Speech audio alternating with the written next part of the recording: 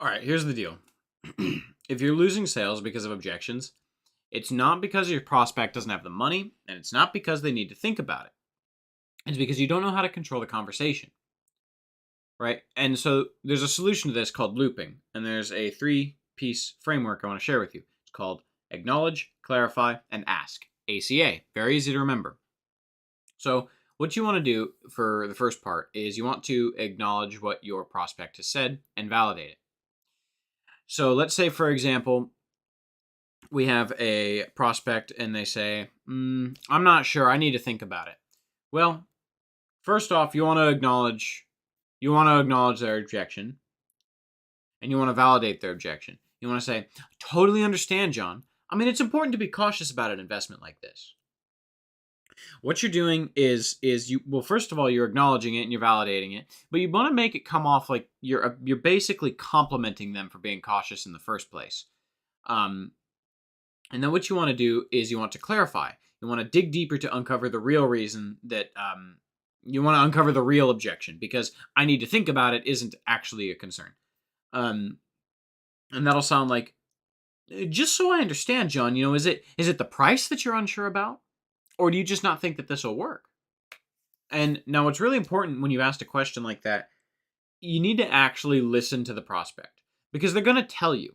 They're going to tell you if this is a price concern or if they think that it just won't work. There's any number of things they might tell you. They might not trust you. They might not trust the product. They might be racist. It doesn't matter. But either way, they're going to tell you what their objection is.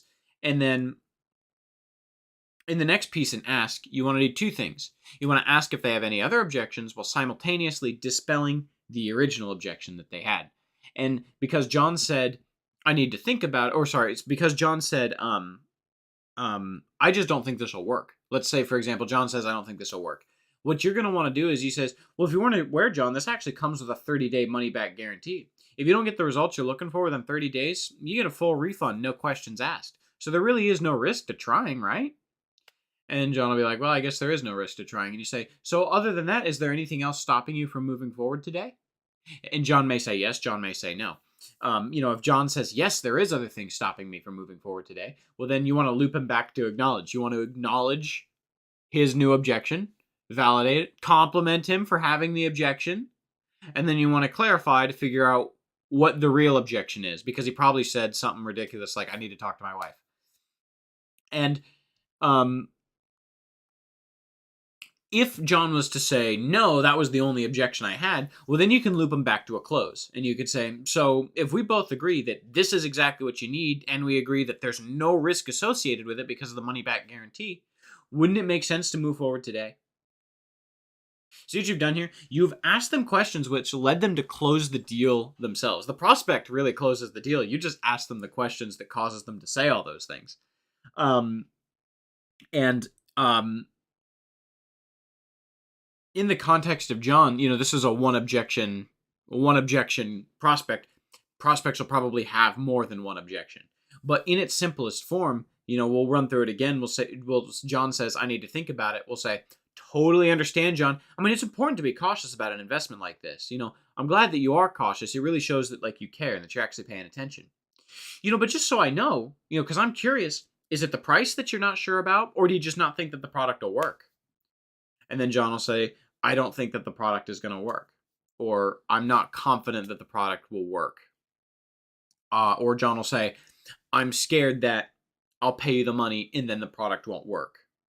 And then what you say is, well, if you weren't aware, John, there's actually a 30-day money-back guarantee. If you don't get the results you're looking for within 30 days, you get a full refund, no questions asked. There's really no risk involved.